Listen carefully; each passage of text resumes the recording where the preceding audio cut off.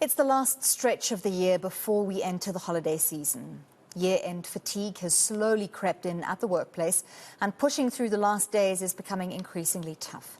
Dr. Jabu Ngobese Ngubane, a registered homeopath, joins me now to advise on how we can push through year-end fatigue in the workplace. Thank you so much, Doctor, for speaking to us here on Newsnight.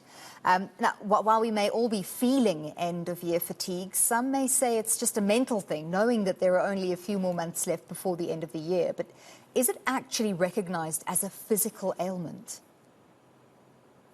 Yes, definitely. Thank you so much, firstly, for having me. It's an honor to actually be speaking to you and the listeners. And it is actually a real medical condition. And it is also not just limited to a specific time of the year, but it's a condition whereby when you are overwhelmed by anything, mainly most of us, as we're working, no matter what kind of a job or profession that you're doing, most of us find ourselves under a lot of stress because working with colleagues basically means that you have to have working dynamics, relationships at work, and you have to meet deadlines and all those kind of things. Now, there's something that happens in the body that over a period of time, there's something that's called oxidative stress, meaning that a body is rusting every single day.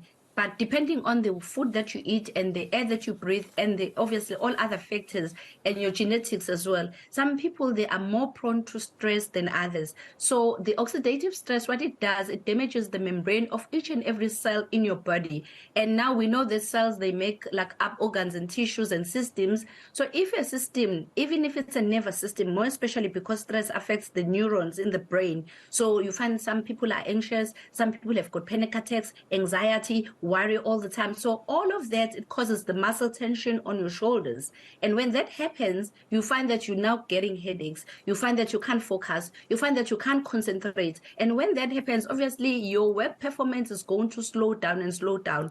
But it is a medical proven fact. Science has proven that towards the end of the year, festive season is the worst time where people get more depressed. Why? Because there's so much expectations, depending on where you are at, but nationally, we know that at the end of the year, are we expecting people to be celebrating, but the finances, so much expectations, and obviously the performance bonuses, whether people are gonna get it or not, and soon afterwards it's going to be back to school. So it feels like it's a roller coaster ride. You never get to hear the end of it. It is a very, very challenging condition, and people are suffering because most people don't like to talk about it.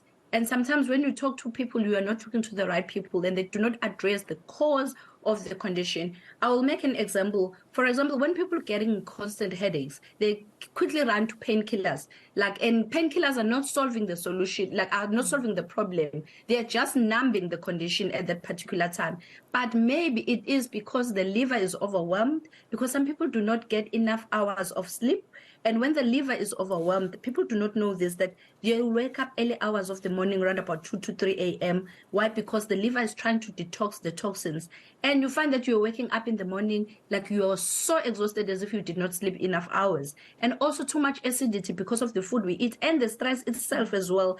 That is the worst thing that happens in the body. It causes so much exhaustion. And all of that combined together, it causes premature aging, but also forgetfulness. And you find that people are moody, irritable, agitated. They just cannot handle things.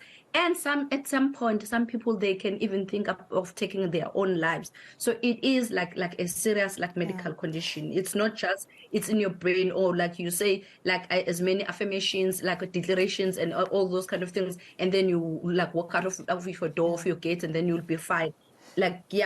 People even in the roads, road rage, there's so much that is happening. We are even in a post-COVID syndrome, some of us, we haven't even fully recovered from that, but life expects us to go on. Yeah. And Doctor, when that happens, sorry to jump in there, you were talking about oxidative stress. Is that the same thing as year-end fatigue? And in your description of it affecting the lining of each and every cell in the body, which also obviously, as you said, makes up the organs of the body and the systems and the tissues, could that lead to long-term damage? Yes, definitely. You just said it like I wouldn't have said it any better. It does. it leads to, like most people, it leads to, like, like autoimmune conditions, like your like rheumatoid arthritis, and to some people degenerative conditions like osteoarthritis, and to some people also, like, it can trigger hypertension and it can trigger diabetes. And for some also others, it can trigger metabolic syndrome disorders, whereby you find that they gain weight instead of losing weight. And then you find that, like, even like the neurons in the brain, they are shrinking quicker than it's supposed to be. And you find that it's as if they are having load shedding upstairs. They're forgetful now, like, and at a younger age, not at the age where it's expected. So it can degenerate the body. Basically, the body is aging at a faster pace than it's supposed to be. And like when the repair does not take place on time, the immune system cells also, they suffer. As a result, people, they're constantly getting flus and colds. And even if it was something that the body could have handled, but because you are under this oxidative stress, and oxidative stress causes free radicals in the body. And it is the free radicals that attacks the cells in the body. And when those cells are attacked, they are they're not in balance. They're unstable. And when they're unstable, no one can predict what condition it can cause. It can even trigger cancer cells to start developing in the body. Any condition basically can develop. And we've seen this like over, like, it's not even, as I said, it's not just towards the end of the year, but it is more so towards the end of the year because of what is happening towards the end of the year. But most Doctors, people, like, we they are all living with know these the conditions, they do pressures not even know at about the it. end of the year do increase. I mean, just looking at most people's deadlines at this time of year, a lot of companies close sort of mid-December to sort of the third week in December. That means we've got a little over 60 days, working days left before people go on holiday. And there's just so much to do in that time. What are some of the practical steps people can take to ensure that they don't burn themselves out or weaken their immune systems during this difficult time of year? I always say, like, one of the things that people hate doing is, so number one, giving themselves a break, time to rest as much as you can. And secondly, drink as much water as you can, because the more water you are drinking, you're flushing out the toxins. When you are resting and sleeping, you're giving the body time to repair itself, to regenerate the cells that need to be regenerated. And then also we go to the diet.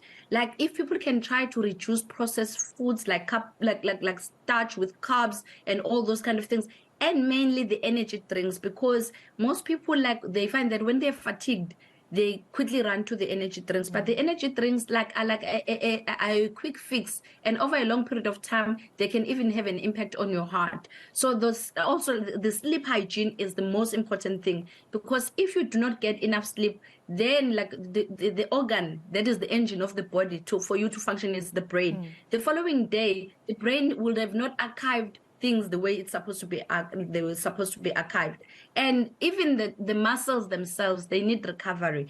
And the uric acid that accumulates, like, in the body when we are exercising, even people that are exercising, but if you do not give yourself, like, enough rest in between, then you are doing yourself disservice. And then green leafy vegetables are my number one, and fruits secondly. And fruits less, because people, they tend to like to go for fruits because they are sweet, because the sweetness, like, obviously it like, it soothes, like, like the anxiety, the worry, the depression. You'll find that it makes you feel good, but for a little while, and then afterwards, at the end of the day, sugar is sugar, and too much sugar in the system, if it is not all used up, it will be converted to fat, and fat is not good for the blood vessels, it's not good for your heart, it's not good for any organ in your body. So those are the main important things. And then if people can try to get antioxidants, like good antioxidants, at least if they've got 140 milligrams of the antioxidants, good balanced oxidants in their system every single day,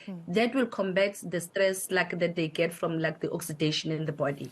Doctor, last quick question for you. We are running out of time, but I want to check in with you on perhaps what employers and managers in the workplace need to take into consideration in terms of this time of year. Everyone is pushing for productivity, but if you're pushing your staff and your employees so hard that they're experiencing this fatigue to the extreme, you're not going to get that productivity. So what's your word of warning or advice to employers during this time of year?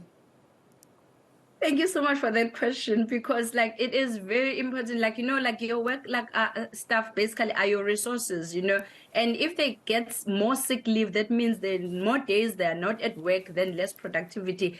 But if they can give, like I know in some countries they like call it siesta, but it is so important for people to just change the environment, the working space. Make sure that like the colleagues that are in the office, sharing the office space, they are compatible with each other. Because sometimes the toxicity comes within the working environment. You find that certain individuals should not be occupying the same office space. But also, like this, like 5-minute massages, like on the shoulders, like companies that can afford to do that, like they can like use those like services whereby they come and massage you for 5 minutes, like 5 minutes break, you massage, because it detox, it dissolves the tension knots like in the muscles on the shoulders. But also they must consider even like the posture where their staff members like are seated, the chairs they are sitting in, because others they're even having back pains because of like of the posture they like they're sitting at work. So the employers must consider that, as much as it is about the bottom line, but if the bottom line is going to be at the expense of your staff, then at the end of the day, you'll end up paying for sick leave, for replacement, and then you are defeating the purpose of like gaining. And obviously, if like staff are no longer like happy where they are at, the zone, the space you are at, it needs to be like a good zone. You are not going to be happy all the time, but it needs to be a productive, like safe zone for you to be able to say, you know what, I need a time out, I need a break, I need a breather.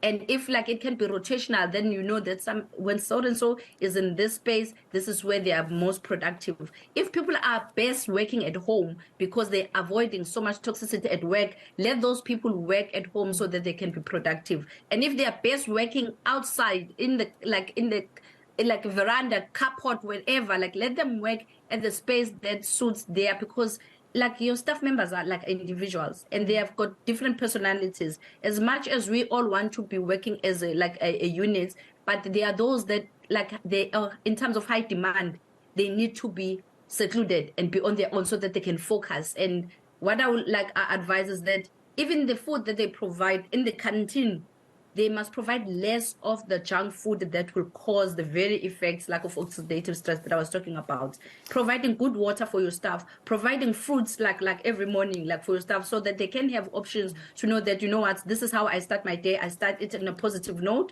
And even like positive like affirmations that are sent to staff like randomly, like acknowledge your staff, whatever they've done, no matter how big or small it may Yeah. be. But I think, yeah, that is important for managers to like consider. Thank you so much for those insights. I think a lot of employees are going to be going to their doctors to get a doctor certificate for a massage, a much needed massage at this time of year. Thanks so much for your input. That was registered homeopath Dr. Jabongo Bese Nkubani.